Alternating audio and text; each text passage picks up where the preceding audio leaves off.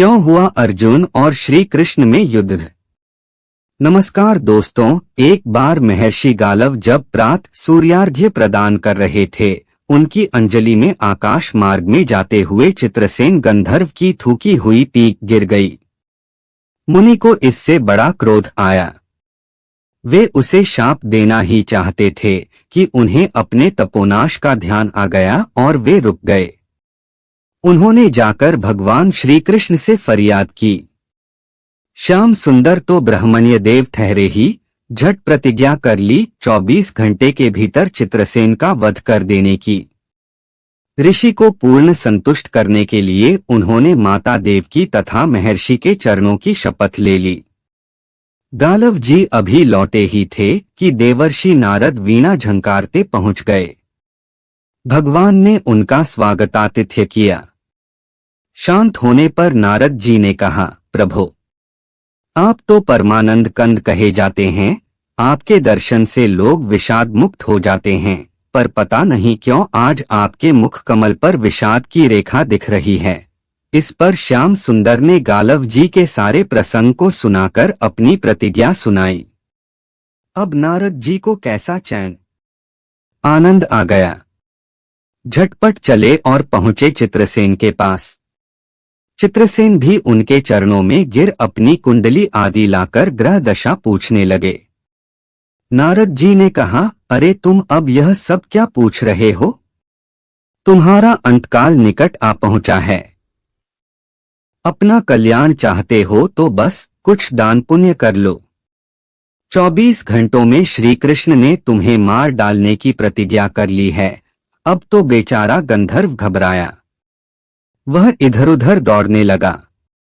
वह ब्रह्मधाम, शिवपुरी, इंद्रियमवृण सभी के लोकों में दौड़ता फिरा, पर किसी ने उसे अपने यहाँ ठहरने तक नहीं दिया। श्री कृष्ण से शत्रुता कौन उधार ले। अब बेचारा गंधर्वराज अपनी रोती पीटती स्त्रियों के साथ नारद जी की ही शरण में आया।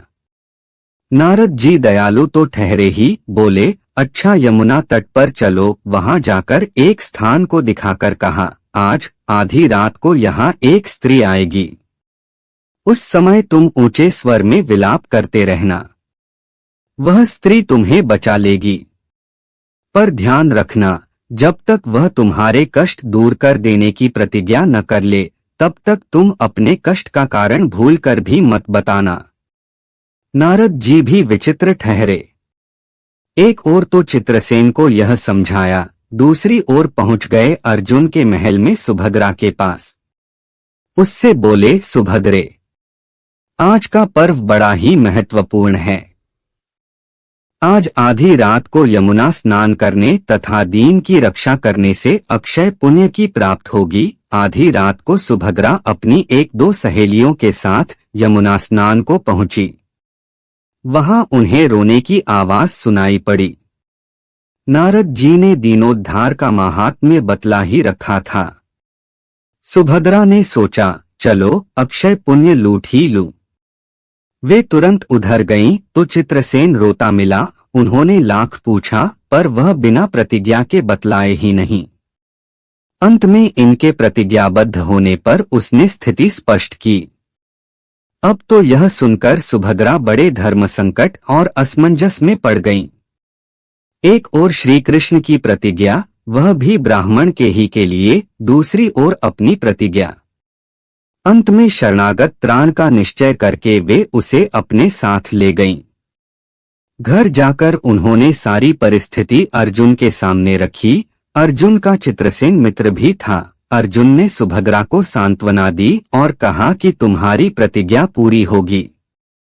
नारद जी ने इधर जब यह सब ठीक कर लिया, तब द्वारका पहुंचे और श्री कृष्ण से कह दिया कि महाराज, अर्जुन ने चित्रसेन को आश्रय दे रखा है, इसलिए आप सोच विचार कर ही युद्ध के लिए चलें। भगवान ने कहा, नारद जी, एक बार आप मेरी ओर से अर्जुन को समझाकर लौटाने की चेष्टा करके तो देखिए।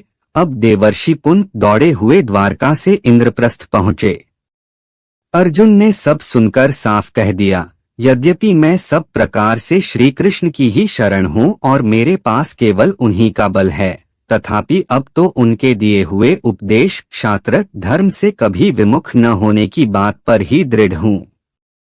मैं उनके बल पर ही अपनी प्रतिज्ञा की रक्षा करूंगा। प्रतिज्ञा छोड़ने में तो वे ही समर्थ हैं। दौड़कर देवर्षि अब द्वारका आए और ज्यों का त्यों अर्जुन का वृत्तांत कह सुनाया। अब क्या हो? युद्ध की तैयारी हुई। सभी यादव और पांडव रणक्षेत्र में पूरी सेना के साथ उपस्थित हुए। तुमुल युद्ध छिड़ गया। बड़ी घमासान लड़ाई हुई, पर कोई जीत नहीं सका। अंत में श्री कृष्ण ने सुदर्शन चक्र छोड़ा, अर्जुन ने पाशुपतास्त्र छोड़ दिया। प्रलय के लक्षण देखकर अर्जुन ने भगवान शंकर को स्मरण किया। उन्होंने दोनों शस्त्रों को मनाया।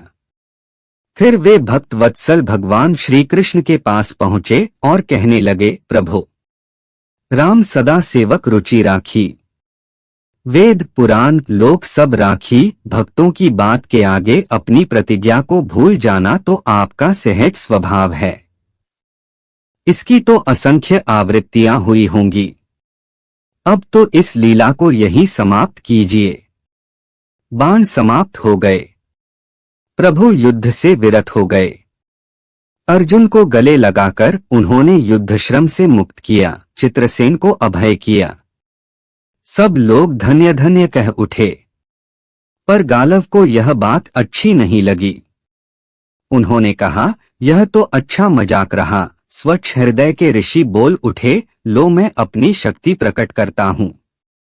मैं कृष्ण, अर्जुन, सुभद्रा समेत चित्रसेन को जला डालता हूँ। पर बेचारे साधु ने ज्यों ही जल हाथ में लिया, सुभद्रा बोल उठी, मैं यदि कृष्ण की भक्त हूँ और अर्जुन के प्रति मेरा प्रतिव्रत्य पूर्ण हो तो यह जल ऋषि के हाथ से पृथ्वी पर न गिरे। ऐसा ही हुआ। गालव बड़े लज्जित हुए। उन्होंने प्रभु को नमस्कार किया और वे अपने स्थान पर लौट गए। तदनंतर सभी अपने अपने स्थान को पधारे। धन्यवाद दोस्तों। वीडियो को पूरा देखने के लिए वीडियो पसंद आए तो वीडियो को लाइक और शेयर करें और चैनल सब्सक्राइब करें ऐसे ही धार्मिक वीडियो देखने के लिए।